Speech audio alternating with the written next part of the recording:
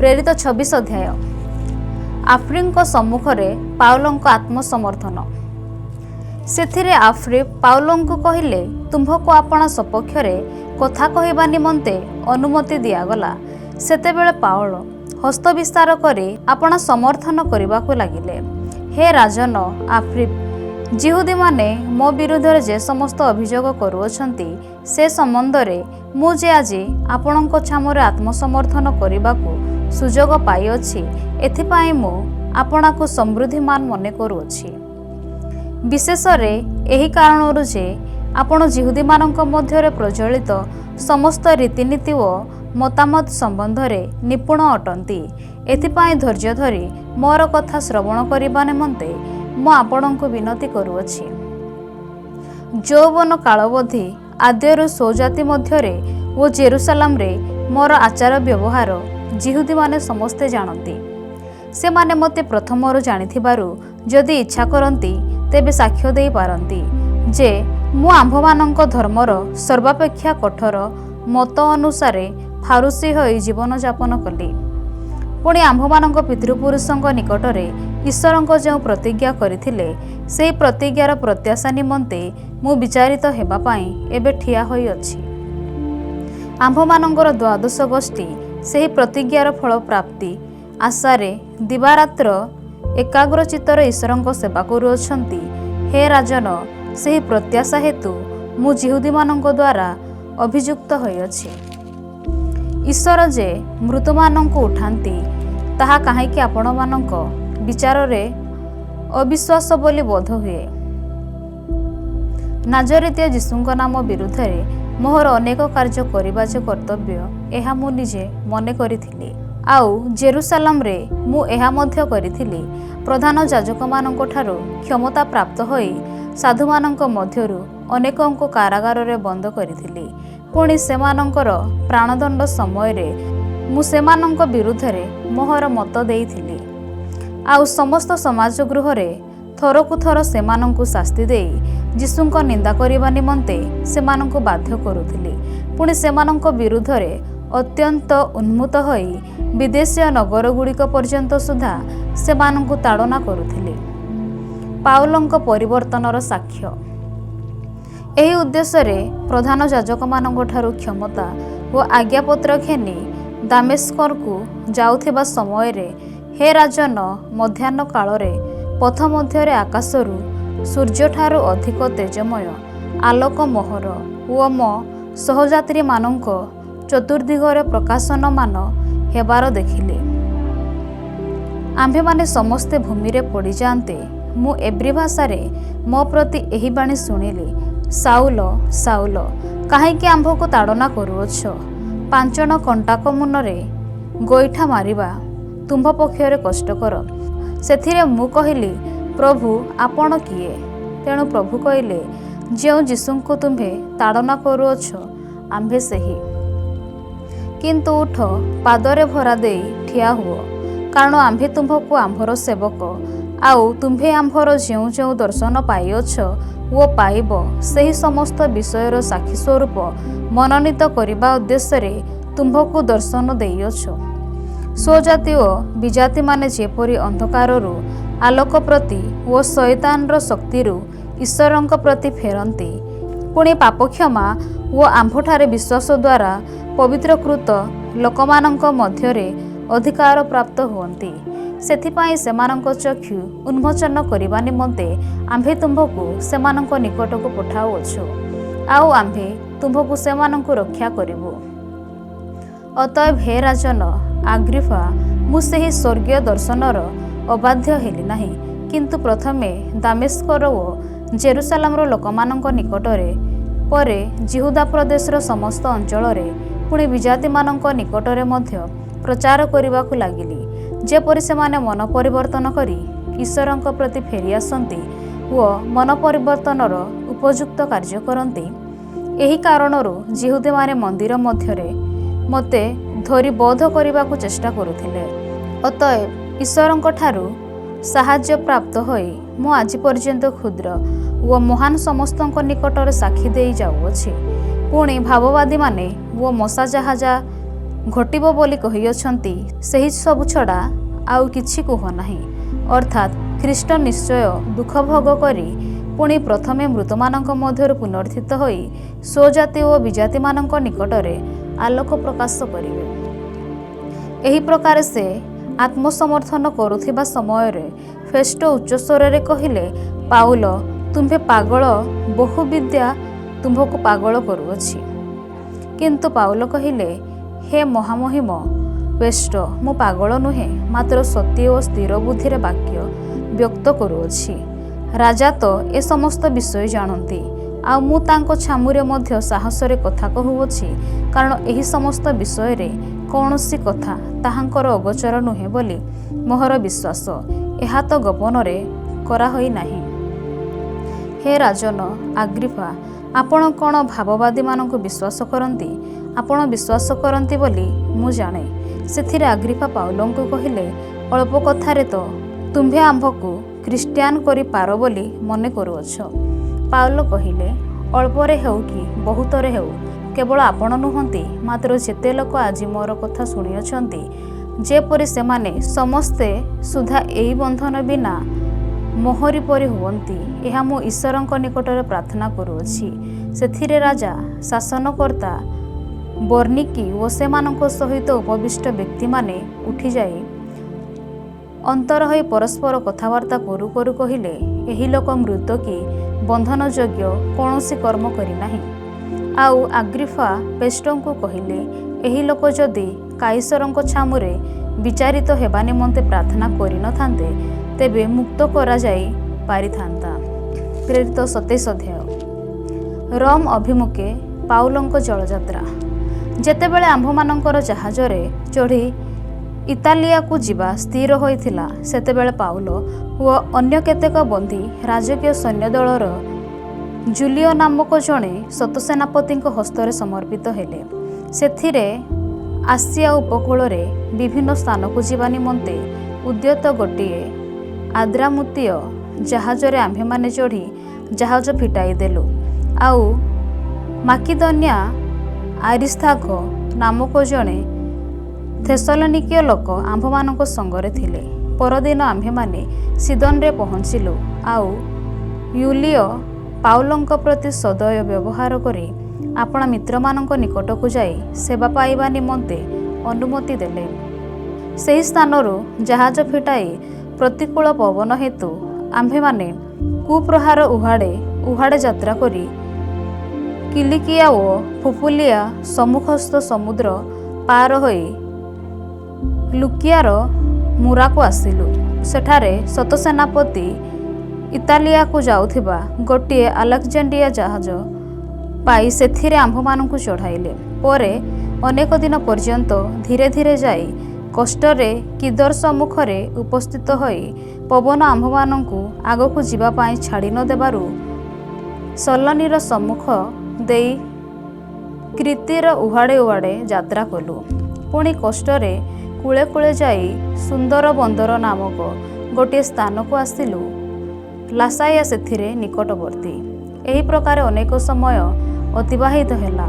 ପୁଣି ଜଳଯାତ୍ରା ବର୍ତ୍ତମାନ ସଙ୍କଟଜନ ହୋଇପଡ଼ିଲା, କାରଣ ସେତେବେଳେ ଉପବାସ ପର୍ବ ଗତ ହୋଇଥିଲା। ଏଣୁ ପାଉଲ ସେମାନଙ୍କୁ ସତର୍କ କରାଇ କହିଲେ, ମହାଶୟମାନେ, ଏହି ଜଳଯାତ୍ରା ଯେ କେବଳ ମାଲା ଓ ଜାହାଜର ଅନିଷ୍ଟ ହେବ ତାହା ନୁହେଁ, ମାତ୍ର ଆମ୍ଭମାନଙ୍କ ପ୍ରାଣର ମଧ୍ୟ ଯେ ଅନିଷ୍ଟ ଓ କ୍ଷତିକାରକ ହେବ, ଏହା ମୁଁ ଜାଣୁଅଛି। କିନ୍ତୁ ଶତସେନାପତି ପାଉଲଙ୍କ କଥା ଅପେକ୍ଷା ଜାହାଜର ଚାଳକ ଓ ଅଧିକାରୀଙ୍କ କଥାରେ ଅଧିକ ମନୋଯୋଗ କଲେ। ଆଉ ସେହି ବନ୍ଧଟି ଶୀତକାଳ କଟାଇବା ନିମନ୍ତେ ସୁବିଧାଜନକ ନଥିବାରୁ କୌଣସି ପ୍ରକାରେ ଫଇନିକସରେ ପହଞ୍ଚି ସେଠାରେ ଶୀତକାଳ କଟାଇବା ନିମନ୍ତେ ସେଠାରୁ ଜାହାଜ କାଢ଼ିଦେବାକୁ ଅଧିକାଂଶ ଲୋକ ପରାମର୍ଶ ଦେଲେ। ସେହି ଫଇନିକ୍ସର କ୍ରିତିର ଗୋଟିଏ ବନ୍ଦର, ତାହା ଉତ୍ତର ପୂର୍ବ ଓ ଦକ୍ଷିଣ ପୂର୍ବ ଅଭିମୁଖୀ। ସମୁଦ୍ରରେ ଝଡ଼। ପରେ ଦକ୍ଷିଣ ପବନ ଧୀରେ ଧୀରେ ବହିବାରୁ ସେମାନେ ଆପଣାର ସଂକଳ୍ପ ସଫଳ ହେଲା ବୋଲି ମନେକରି ଲଙ୍ଗର ତଳି କ୍ରିତର କୂଳର ଅତି ନିକଟ ଦେଇ ଯିବାକୁ ଲାଗିଲେ। କିନ୍ତୁ ଅଳ୍ପ ସମୟ ଉତ୍ତାରେ, ଯାହାକୁ ୟୁରୋକିଲ ବୋଲି କହନ୍ତି, ସେହି ପ୍ରଚଣ୍ଡ ପବନ କୂଳର ବହି ଆଘାତ କରିବାକୁ ଲାଗିଲା। ଜାହାଜଟି ତୋଫାନରେ ପଡ଼ି ପବନର ସମ୍ମୁଖୀନ ହୋଇ ନ ପାରିବାରୁ ଆମ୍ଭେମାନେ ତାହାଙ୍କୁ ଭାସିଯିବାକୁ ଛାଡ଼ିଦେଲୁ। ପୁଣି କାଉଲଦ ନାମକ ଗୋଟିଏ କ୍ଷୁଦ୍ର ଦ୍ୱୀପର ଉଜାଡ଼ରେ ଯାଇ କଷ୍ଟାରେ ଜାହାଜର ନୌକା ଖଣ୍ଡିକ ଧରି ରକ୍ଷା କରିବାକୁ ସକ୍ଷମ ହେଲୁ। ଆଉ ସେମାନେ ତାଙ୍କୁ ଉଠାଇ ନେଲା ଉତ୍ତାରେ ନାନା ଉପାୟରେ ଜାହାଜକୁ ତଳୁ ଘେନି ନେଇ ବାନ୍ଧିଲେ। ପୁଣି କାଳେ ସେମାନେ ସୁର୍ତ୍ତି ନାମକ ଚଢ଼ାରେ ଲାଗିଯିବେ, ଏହି ଭୟରେ ପାଲାସକୁ ପଳାଇ ଦେଇ ଭାସିବାକୁ ଲାଗିଲେ। ତୋଫାନରେ ଆମ୍ଭମାନଙ୍କର ଅତିଶୟ କଷ୍ଟ ହେବାରୁ ତହିଁ ଆର ଦିନ ନାବିକମାନେ ମାଲ ଫୋପାଡ଼ିବାକୁ ଲାଗିଲେ। ପୁଣି ତୃତୀୟ ଦିନରେ ନିଜ ହାତରେ ଜାହାଜର ସରଞ୍ଜାମକୁ ଫୋପାଡ଼ି ଦେଲେ। ଅନେକ ଦିନ ପର୍ଯ୍ୟନ୍ତ ସୂର୍ଯ୍ୟ କି ନକ୍ଷତ୍ର ଦେଖା ନ ଯିବାରୁ ପୁଣି ଭୀଷଣ ଝଡ଼ ଲାଗି ରହିବାରୁ ଶେଷରେ ଆମ୍ଭମାନଙ୍କ ରକ୍ଷା ପାଇବାର ସମସ୍ତ ଆଶା ଦୂର ହେଲା। ଆଉ ସମସ୍ତେ ଅନେକ ଦିନ ପର୍ଯ୍ୟନ୍ତ ଅନାହାରରେ ରହିଲା ପରେ ପାଉଲ ସେମାନଙ୍କ ମଧ୍ୟରେ ଠିଆ ହୋଇ କହିଲେ, ମହାଶୟମାନେ ମୋହର କଥା ମାନି କ୍ରିତରୁ ଜାହାଜ ନ ଫିଟାଇବା ପୁଣି ଅନିଷ୍ଟ ଓ କ୍ଷତି ନିରାକରଣ କରିବା ଆମ୍ଭମାନଙ୍କର ଉଚିତ ଥିଲା। ଯାହା ହେଉ ଏବେ ମୁଁ ଆପଣମାନଙ୍କୁ କହୁଅଛି, ସାହସ ଧରନ୍ତୁ, କାରଣ ଆପଣମାନଙ୍କ ମଧ୍ୟରେ କାହାର ପ୍ରାଣନାଶ ହେବ ନାହିଁ, କେବଳ ଜାହାଜ ନଷ୍ଟ ହେବ। ଯେଣୁ ମୁଁ ଯେଉଁ ଈଶ୍ୱରଙ୍କର ଲୋକ, ପୁଣି ଯାହାଙ୍କର ମଧ୍ୟ ମୁଁ ସେବା କରେ, ତାହାଙ୍କର ଜଣେ ଦୂତ ଏହି ରାତ୍ରିରେ ମୋ ପାଖରେ ଠିଆ ହୋଇ କହିଲେ, ପାଉଲ ଭୟ କର ନାହିଁ, କାଇସରଙ୍କ ସମ୍ମୁଖରେ ତୁମ୍ଭକୁ ଠିଆ ହେବାକୁ ହେବ। ଆଉ ଦେଖ, ତୁମ୍ଭର ସହଯାତ୍ରୀ ସମସ୍ତଙ୍କୁ ଈଶ୍ୱର ତୁମ୍ଭକୁ ଦାନ କରିଅଛନ୍ତି। ଅତଏବ ମହାଶୟମାନେ ସାହସ ଧରନ୍ତୁ, କାରଣ ଈଶ୍ୱରଙ୍କଠାରେ ମୋହର ବିଶ୍ୱାସ ଅଛି ଯେ ମୋତେ ଯେପରି କୁହା ହୋଇଅଛି ଠିକ୍ ସେହିପରି ଘଟିବ। କିନ୍ତୁ ଆମ୍ଭମାନଙ୍କୁ କୌଣସି ଗୋଟିଏ ଦ୍ୱୀପରେ ଯାଇ ପଡ଼ିବାକୁ ହେବ। ଏହି ରୂପେ ଆମ୍ଭେମାନେ ଆଦ୍ରିଆ ସମୁଦ୍ରରେ ଇତସ୍ତତ ଚାଳିତ ହେଉ ହେଉ ଯେତେବେଳେ ଚତୁର୍ଦ୍ଦଶ ରାତ୍ରି ଉପସ୍ଥିତ ହେଲା, ସେତେବେଳେ ପ୍ରାୟ ଅର୍ଦ୍ଧରାତ୍ର ସମୟରେ ନାବିକମାନେ କୌଣସି ସ୍ଥଳର ନିକଟବର୍ତ୍ତୀ ହେଉଅଛନ୍ତି ବୋଲି ଅନୁମାନ କଲେ। ଏଣୁ ସେମାନେ ମାପ କରି 20 ବେ ପାଣି ପାଇଲେ। ପୁଣି 20 ଆଗକୁ ଯାଇ ଆଉ ଥରେ ମାପ ପାଇଁ 15 ବେ ପାଣି ପାଇଲେ। କାଳେ ଆମ୍ଭେମାନେ କୌଣସି ପଥୁରିଆ ଭୂଇଁରେ ଯାଇ ପଡ଼ୁ, ଏହି ଭୟରେ ସେମାନେ ପଛଭାଗରୁ 4ଟା ଲଙ୍ଗର ପକାଇ ଦେଇ ଦିନ ଅପେକ୍ଷା ରହିଲେ। ପୁଣି ନାବିକମାନେ ଜାହାଜର ସମ୍ମୁଖରୁ ଲଙ୍ଗର ପକାଇବା ଛଳରେ ନୌକା ଖଣ୍ଡିକ ସମୁଦ୍ରକୁ ଓହ୍ଲାଇ ଦେଇ ଜାହାଜରୁ ପଳାଇ ଯିବା ନିମନ୍ତେ ଚେଷ୍ଟା କରନ୍ତେ। ପାଉଲ ଶତସେନାପତି ଓ ସୈନ୍ୟମାନଙ୍କୁ କହିଲେ, ଏମାନେ ଜାହାଜରେ ନ ରହିଲେ ଆପଣମାନଙ୍କର ରକ୍ଷା ପାଇପାରିବେ ନାହିଁ।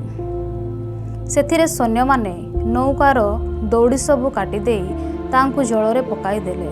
ଆଉ ଦିନ ହୋଇ ଆସୁଥିବା ପର୍ଯ୍ୟନ୍ତ ପାଉଲ ସେମାନଙ୍କୁ କିଛି ଭୋଜନ କରିବା ନିମନ୍ତେ ଉତ୍ସାହ ଦେଇ କହିଲେ, ଆଜିକି 14 ଦିନ ହେଲା ଆପଣମାନେ ଅପେକ୍ଷାରେ ଥାଇ କିଛି ଭୋଜନ ନ କରି ଅନାହାରରେ ରହିଅଛନ୍ତି।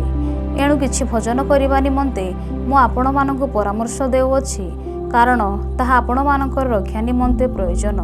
ଯେଣୁ ଆପଣମାନଙ୍କର କାହାରି ମସ୍ତକର ଗୋଟିଏ କେଶ ନଷ୍ଟ ହେବ ନାହିଁ।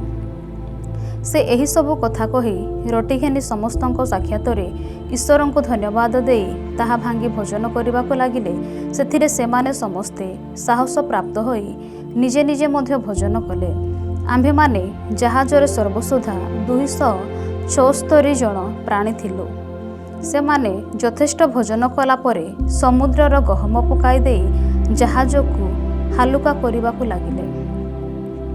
ଜାହାଜ ଦୁର୍ଘଟଣା। ଦିନ ହୁଅନ୍ତେ ସେ ସ୍ଥଳ ସେମାନେ ଚିହ୍ନି ପାରିଲେ ନାହିଁ। ମାତ୍ର ସେମାନେ ବାଳିକୂଳ ଥିବା ଗୋଟିଏ ଖାଲ ଦେଖି କୌଣସି ପ୍ରକାରେ ସେଠାରେ ଜାହାଜ ଲଗାଇବା ନିମନ୍ତେ ପରାମର୍ଶ କଲେ। ଏଣୁ ସେମାନେ ଲଙ୍ଗର ସବୁ କାଟି ସେଗୁଡ଼ିକ ସମୁଦ୍ରରେ ଛାଡ଼ିଦେଲେ। ଆଉ ସଙ୍ଗେ ସଙ୍ଗେ ମଙ୍ଗର ଦଉଡ଼ି ସବୁ ଫିଟାଇ ପବନ ଆଡ଼କୁ ଆଗପାଲ ଉଠାଇ କୂଳ ଆଡ଼କୁ ଯିବାକୁ ଚେଷ୍ଟା କଲେ। କିନ୍ତୁ ସେମାନେ 2 ସମୁଦ୍ର ମିଶିଥିବା ସ୍ଥାନରେ ଯାଇ ପଡ଼ନ୍ତେ ଜାହାଜଟି ଚଉଡ଼ା ଲାଗିଗଲା। ତାର ସମ୍ମୁଖ ଭାଗ ଲେଖାଯାଇ ଅଚଳ ହୋଇ ରହିଲା, କିନ୍ତୁ ପଛଭାଗ ତରଙ୍ଗର ପ୍ରଚଣ୍ଡତାରେ ଭାଙ୍ଗିବାକୁ ଲାଗିଲା। ସେତେବେଳେ କାଳେ ବନ୍ଧୀମାନଙ୍କ ମଧ୍ୟରୁ କେହି ପହଲି ପକାଇଯାଏ ସେତେବେଳେ କାଳେ ବନ୍ଧୀମାନଙ୍କ ମଧ୍ୟରୁ କେହି ପହଁରି ପଳାଇଯାଏ, ଏଥିପାଇଁ ସେମାନଙ୍କୁ ବଧ କରିବା ନିମନ୍ତେ ସୈନ୍ୟମାନେ ପରାମର୍ଶ କଲେ। କିନ୍ତୁ ସତସେନାପତି ପାଉଲଙ୍କୁ ରକ୍ଷା କରିବା ଇଚ୍ଛାରେ ସେମାନଙ୍କ ସଂକଳ୍ପରୁ ସେମାନଙ୍କୁ କ୍ଷାନ୍ତ କରି ଆଜ୍ଞା ଦେଲେ ଯେ ଯେଉଁମାନେ ପହଁରି ଜାଣନ୍ତି ସେମାନେ ସମୁଦ୍ରରେ ଡେଇଁପଡ଼ି ପ୍ରଥମରେ ସ୍ଥଳକୁ ଯାଆନ୍ତୁ। ପୁଣି ଅବଶିଷ୍ଟମାନଙ୍କ ମଧ୍ୟରୁ କେହି କେହି ତକ୍ତା ଓ ଆଉ କେହି କେହି ଜାହାଜର ଅନ୍ୟାନ୍ୟ ଭଙ୍ଗାଖଣ୍ଡ ଧରି ଯାଆନ୍ତୁ। ଏହି ପ୍ରକାର ସମସ୍ତେ ନିରାପଦରେ ସ୍ଥଳରେ ପହଞ୍ଚିଲେ।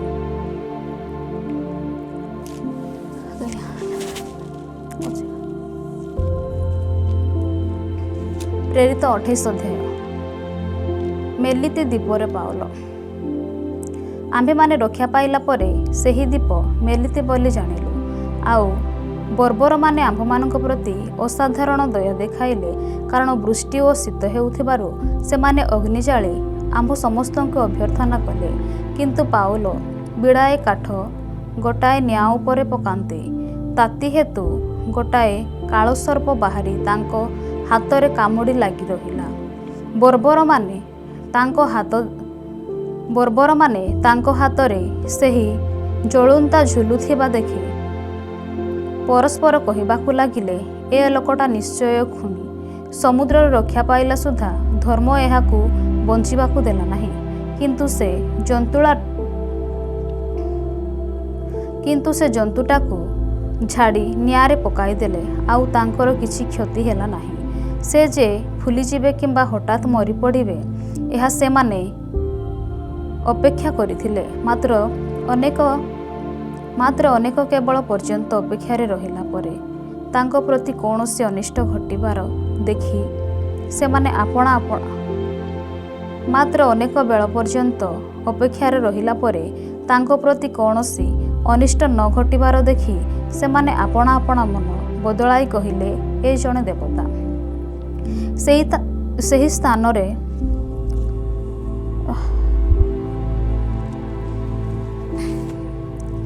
ସେହି ସ୍ଥାନର ନିକଟରେ ପବ୍ଲିୟ ନାମକ ସେହି ଦ୍ୱୀପର ପ୍ରଧାନ ବ୍ୟକ୍ତିଙ୍କ ଗୃହ ଓ ଭୂମି ଥିଲା। ସେ ଆମ୍ଭମାନଙ୍କୁ ଗ୍ରହଣ କରି 3 ଦିନ ପର୍ଯ୍ୟନ୍ତ ସାଦରେ ଆମ୍ଭମାନଙ୍କର ଆତିଥ୍ୟ ସତ୍କାର କଲେ। ସେହି ସମୟରେ ପବ୍ଲିୟଙ୍କ ପିତା ଜ୍ୱର ଓ ଆମାୟସର ରୋଗରେ ପୀଡ଼ିତ ହୋଇ ଶଯ୍ୟାଶାୟୀ ଥିଲେ। ଆଉ ପାଉଲ ଭିତରକୁ ତାଙ୍କ ନିକଟକୁ ଯାଇ ପ୍ରାର୍ଥନା କଲେ ଓ ତାଙ୍କ ଉପରେ ହାତ ଥୋଇ ତାଙ୍କୁ ସୁସ୍ଥ କଲେ। ଏହି ଘଟଣା ପରେ ସେହି ଦ୍ୱୀପରେ ଥିବା ଅବଶିଷ୍ଟ ପୀଡ଼ିତମାନେ ମଧ୍ୟ ଆସି ସୁସ୍ଥ ହେଲେ।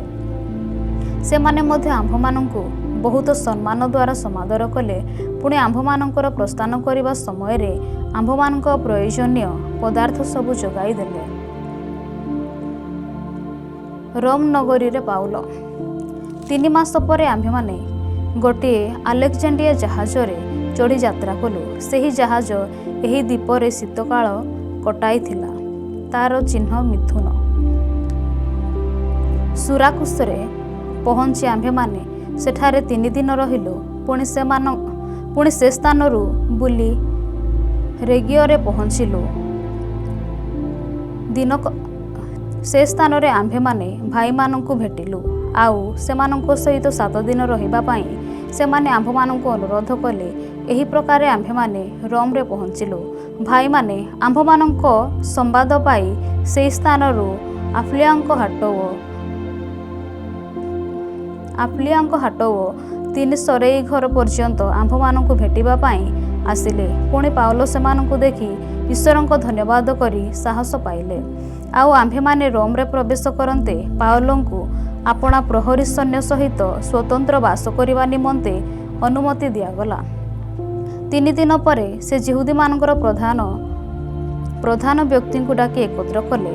ଆଉ ସେମାନେ ଏକତ୍ର ହୁଅନ୍ତେ ସେ ସେମାନଙ୍କୁ କହିଲେ, ହେ ଭାଇମାନେ, ଯଦ୍ୟପି ମୁଁ ସ୍ୱଜାତି ବିରୁଦ୍ଧରେ କିମ୍ବା ଆମ୍ଭମାନଙ୍କ ପିତୃପୁରୁଷଙ୍କ ରୀତିନୀତି ବିରୁଦ୍ଧରେ କିଛି କରିନଥିଲି, ତଥାପି ଜେରୁସାଲେମରୁ ବନ୍ଦୀ ରୂପେ ରୋମୀୟମାନଙ୍କ ହସ୍ତରେ ସମର୍ପିତ ହେଲି।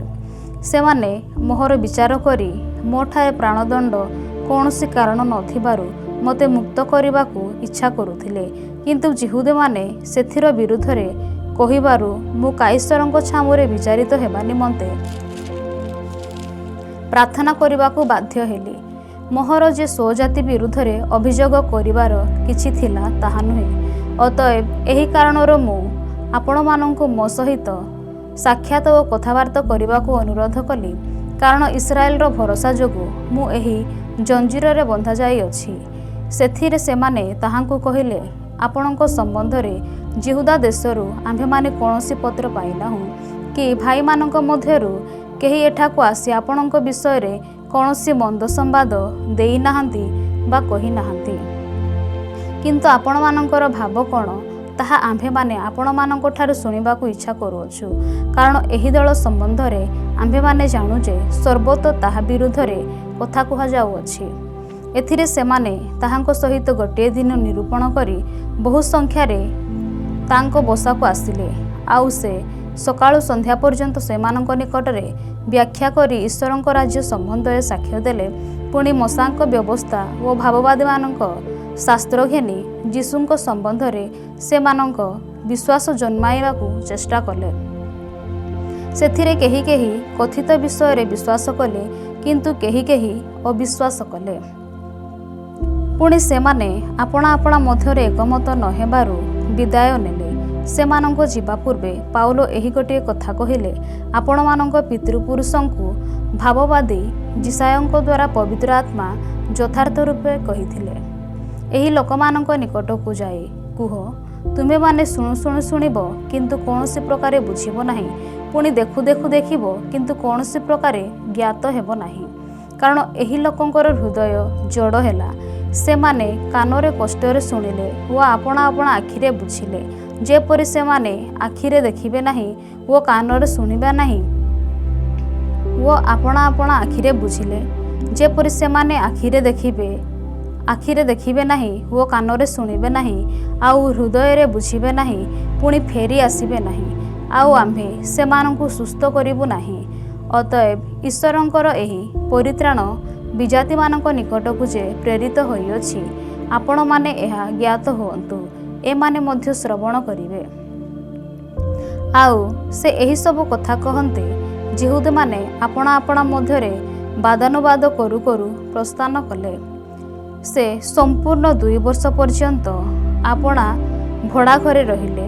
ପୁଣି ଯେତେ ଲୋକ ତାଙ୍କ ନିକଟକୁ ଆସୁଥିଲେ ସମସ୍ତଙ୍କୁ ସେ ଗ୍ରହଣ କରି ପୂର୍ଣ୍ଣ ସାହସରେ ଓ ନିର୍ବିଘ୍ନରେ ଈଶ୍ୱରଙ୍କ ରାଜ୍ୟର କଥା ପ୍ରଚାର କରୁଥିଲେ ଏବଂ ପ୍ରଭୁ ଯୀଶୁ ଖ୍ରୀଷ୍ଟଙ୍କ ସମ୍ବନ୍ଧୀୟ ବିଷୟ ସବୁ ଶିକ୍ଷା ଦେଉଥିଲେ।